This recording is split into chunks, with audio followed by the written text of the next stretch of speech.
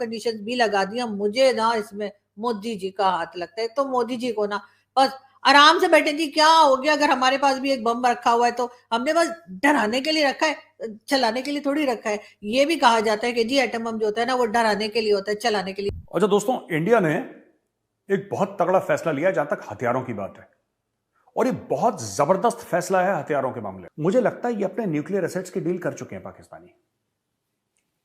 यार, जब कोई न्यूक्लियर एसेट तो मुल्क के होते हैं ना, जब ये अपनी मुल्क की डील कर चुके हैं तो न्यूक्लियर एसेट कौन सी बड़ी बात है। साहब, उर्दू की एक कहावत है कि बीवियां हमेशा दूसरों की अच्छी लगती हैं और बच्चे हमेशा अपने। प्रॉब्लम यह है कि मईशत भी दूसरे की बीवी की तरह तस्वुर कर। कोई भी किसी भी मुल्क को तबाह करने में किसी गैर मुल्क का असर इतना नहीं होता जितना हमारा अपना खुद का होता है। लेकिन सेनेट में बात हो रही थी और वो ये हो रहा था, सवाल उठाया गया कि जी पाकिस्तान की न्यूक्लियर एसेट जो है वो सरेंडर किए जा रहे हैं आईएमएफ के कहने पर। तो ये एक क्योंकि बहुत हम बार-बार इसका प्रचार तो हम बहुत करते हैं कि जी हम न्यूक्लियर एसेट्स हमारे पास हैं, न्यूक्लियर पावर है, ये कह के, लेकिन वही वाली बात है कि चीज़ को बना लेना या किसी चीज़ को खरीद लेना आसान होता है, लेकिन उसके बाद उसकी हिफाज़त करना या उसको किसी तरीके से मैनेज करना, वो हमें होता हुआ नज़र नहीं आ रहा।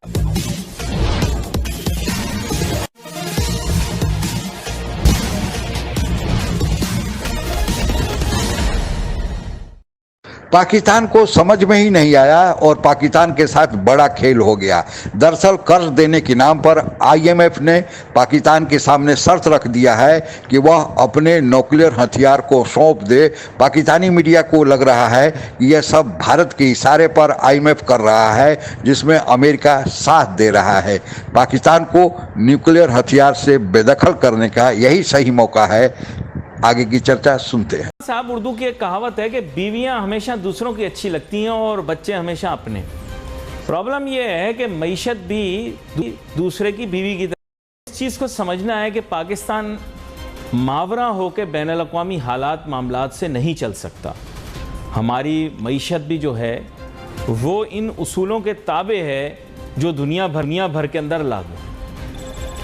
कुछ ममालिक की खित्तों में जारदारियाँ हैं, डोमिनेशन है, डोमिनेंस है, कहीं वसाइल पर यानी रिसोर्सेज के ऊपर कंट्रोल हासिल करने के लिए बैनुल अक़वामी ताकतें और क़ुव्वतें लगी हुई हैं।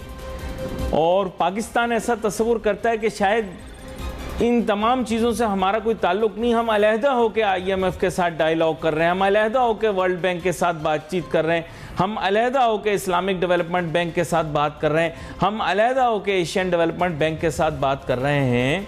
आपको ये याद रखना है कि ये जो मुख्तलिफ मालियाती इदारे हैं और बैनुल अक़वामी सतह के ऊपर तरक्याती इदारे हैं, ये एजेंडे के तहत चलते हैं। कोई भी किसी भी मुल्क को तबाह करने में किसी गैर मुल्क का असर इतना नहीं होता जितना हमारा अपना खुद का होता है। वो उस मुल्क की हिफाजत करता है। ये वाहिद बम है जिसकी हम हिफाजत करते रहते हैं कि कोई उठा के ना ले जाए, कोई चुरा के ना ले जाए, कोई उसका फॉर्मूला ना उड़ा ले, कहीं कोई हमसे छीन ना ले, वगैरह वगैरह वगैरह। तो जी इसी किस्म की चीजें जो है वो लगता है कि आईएमएफ ने एक बार फिर कोई और कंडीशंस भी लगा दी, मुझे ना इसमें मोदी जी का हाथ लगता है। तो मोदी जी को ना बस आराम से बैठे जी, क्या हो गया अगर हमारे पास भी एक बम रखा हुआ है तो हमने बस डराने के लिए रखा है, चलाने के लिए थोड़ी रखा है। ये भी कहा जाता है कि जी एटम बम जो होता है ना वो डराने के लिए होता है, चलाने के लिए। अच्छा दोस्तों, इंडिया ने एक बहुत तगड़ा फैसला लिया जहां तक हथियारों की बात है, और ये बहुत जबरदस्त फैसला है हथियारों के मामले में। और हथियारों का क्या मामला? इंडिया ने बोला है कि 70,500 करोड़ का 70। मुझे लगता है ये अपने न्यूक्लियर एसेट्स की डील कर चुके हैं पाकिस्तानी। यार, जब कोई न्यूक्लियर एसेट तो मुल्क के होते हैं ना, जब ये अपनी मुल्क की डील कर चुके हैं तो न्यूक्लियर एसेट कौन सी बड़ी बात है। ये बार बार जो कहते हैं ना कि हम न्यूक्लियर एसेट, और सब एक ही वर्ड यूज करते हैं पाकिस्तान के लिए, धोखेबाज। कहते हैं लोग धोखेबाज हैं। You cannot trust the Pakistani government, you cannot trust, they will betray you at the first opportunity। और ये इस बार इन्होंने धोखा अमेरिका है तालिबान के साथ नहीं करा, इस बार धोखा अपनी कौम के साथ करा। ये न्यूक्लियर एसेट्स के साथ इन्होंने थैंक यू बोल दिया। आपने, मैं आपको बता रहा हूं कि जितनी ज्यादा ये मेंशन कर रहे हैं ना, इतना ज्यादा क्यों मेंशन कर रहे हैं? ठीक है, आपके पास न्यूक्लियर एसेट्स, चुप रहिए। किसी ने मांगा है आपसे?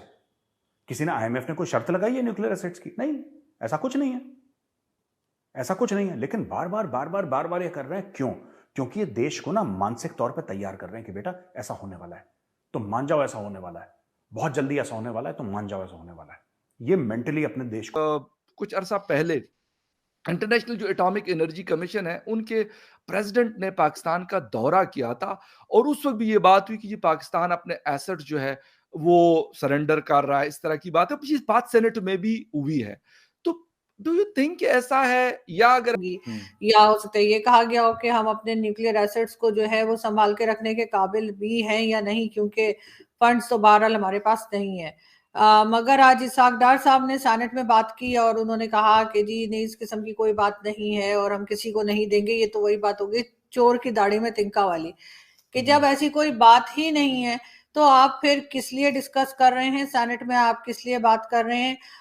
काफी सीरियस मैटर है और मेरा ख्याल है कि पाकिस्तान चाहे जितना मर्जी क्राइसिस में चला जाए, इकोनॉमी की जो हालत है सब है, लेकिन फिर भी न्यूक्लियर एसेट्स के बारे में इस तरह से बात होना जो है वो काफी फिक्रमंद लोगों को इससे हो जाना चाहिए, आम पब्लिक को भी। और जो लोग इसके जिम्मेदार हैं यानी जो पॉलिसी मेकर्स हैं या जो मुल्क को चलाते हैं, उनको तो खास तौर पे इस चीज को सोच समझ के इसके बारे में बात करनी चाहिए और इसके बारे में कोई भी डिसीजन लेते हुए कई बार इनको सोचना चाहिए, क्योंकि बहुत हम बार इसका प्रचार तो हम बहुत करते हैं कि जी हम न्यूक्लियर एसेट्स हमारे पास हैं, न्यूक्लियर पावर है, ये कह के, लेकिन वही वाली बात है कि चीज को बना लेना या किसी चीज को खरीद लेना आसान होता है, लेकिन उसके बाद उसकी हिफाजत करना या उसको किसी तरीके से मैनेज करना वो हमें होता हुआ नजर नहीं आ रहा। के बाद जितने भी आए, लियाकत अली खान गया था कटोरा लेके पहली बार वॉशिंगटन डीसी, ठीक है ना,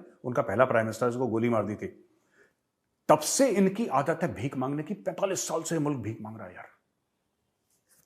अब अमेरिकन कह रहे हैं यार तुम एक तरफा भीख मांगते हो, कभी कुछ करते नहीं। अब इनके बाहें मरोड़ रहे हैं और बाहें इनकी ऐसी मरोड़ी है कि हाथ जो है ना सॉकेट से निकाल दिया पाकिस्तान का इस बार। आईएमएफ क्या है? IMF is nothing but the United states of America. और क्या है आईएमएफ? तो कहने का आईएमएफ यार, इट इज यूएस, और यूएस इनकी बाहें मरोड़ रहा है। ये जितने भी ये बहुत चतुर बनते थे ना, ये बहुत ज्यादा चतुर बनते थे, लोमड़ी, चालाक लोमड़ी पाकिस्तानी, कि हम अफगानिस्तान में ये कर देंगे, हम तालिबान को ट्रेन कर देंगे, हम ऐसा कर देंगे, हम वैसा कर देंगे। इनको ऐसा कर दिया कि घर में इनके टमाटर प्याज नहीं है। इन्होंने बहुत गद्दारी। इमरान अली खान नियाजी धीरे धीरे पाकिस्तान के धागे खोल रहा है। और सबसे बढ़िया बात ये नहीं कि वो धागे खोल रहा है, सबसे बढ़िया बात कि 25 करोड़ की कौम सीटियां बजा रही है, तालियां बजा रही है। क्या खान साहब, क्या धागे खोले। They are following him around, they are following him around like the Pied Piper of Hamelin. मैं बता रहा हूं आपको, इमरान खान जैसा फिनोमेना मैंने अपनी जिंदगी में नहीं देखा, जो अपने खुद के मुल्क पे पेट्रोल छिड़क के आग की तीली लगा रहा है और सारे पाकिस्तानी तालियां पीट रहे हैं कि साहब क्या जलाया मुल्क को, मजा आ गया खान साहब, सुभान अल्लाह, मजा आ गया खान साहब, और आग लगाओ, मजा आ गया। He has totally destroyed the credibility of the courts. Today, Imran Khan is bigger than the army, he's bigger than the courts, he's bigger than the parliament. And this is what Pakistanis have always wanted. पाकिस्तानियों को तो हर समय मसीहे की तलाश होती है, खुद काम कभी कुछ करना नहीं है, मेहनती लोग हैं नहीं, उनको एक मसीहे की तलाश है, उनको मसीहा मिल गया। अब मसीहा काले को सफेद बोले तो वो ठीक है, सफेद को काला बोले तो ठीक। पाकिस्तान अपनी कूटनीतिक कामयाबी के लिए अपना पीठ जो थपथपाते रहा है, अब उसकी कलई खुलने लगी है। दरअसल दुनिया में जो दो गुट हैं, चीन और अमेरिका का, पाकिस्तान दोनों से किसी न किसी रूप से आर्थिक मदद लेते आ रहा है। चीन को तो पाकिस्तान सदाबहार दोस्त समझता है, लेकिन चीन भी अब पाकिस्तान को कर्ज देने से इनकार कर दिया, क्योंकि चीन की जो सीपैक परियोजना पाकिस्तान में चल रही थी, वह परियोजना खटाई में पड़ गई है। चीनी नागरिक पाकिस्तान में लगातार टीटीपी और बीएलए द्वारा किए जा रहे हमलों से परेशान होकर पाकिस्तान छोड़कर भाग गए हैं और ग्वादर पोर्ट पर लगातार हमले हो रहे हैं। तो चीन को जब पाकिस्तान में इंटरेस्ट ही नहीं, तो पाकिस्तान को कर्ज क्यों दे। दूसरी तरफ अमेरिका को भी जो पाकिस्तान ने अफगानिस्तान में धोखा दिया था, उसका बदला ले रहा है और अमेरिका आईएमएफ के द्वारा पाकिस्तान पर दबाव बना रहा है कि पाकिस्तान अपना न्यूक्लियर हथियार दे दे। पाकिस्तान को लगता है कि यह सब भारत के इशारे पर अमेरिका कर रहा है, क्योंकि भारत को टू फ्रंट वार यानी चीन और अमेरिका दोनों की तरफ से हमले का डर बना रहता है। अगर पाकिस्तान का न्यूक्लियर हथियार वापस हो जाए तो फिर भारत को पाकिस्तान की तरफ से डर नहीं होगा और भारत अमेरिका के साथ मिलकर पूर्ण रूप से चीन के खिलाफ अपनी रणनीति को अंजाम देते रहेगा। और यही कारण है कि अमेरिका ने यह शर्त रखी है कि और भारत के लिए भी यह फायदेमंद है कि अपने दुश्मन को सदा के लिए ही अपंगु यानी लूल्हा लंगड़ा बना दिया जाए। आज के लिए बस इतना ही। जय हिंद। आप अगर हमसे जुड़ा रहना चाहते हैं तो कृपया मेरे चैनल को सब्सक्राइब करें तथा बेल आइकन भी दबा दें ताकि नई वीडियो की जानकारी तुरंत आप तक पहुंच जाए। धन्यवाद। जय हिंद।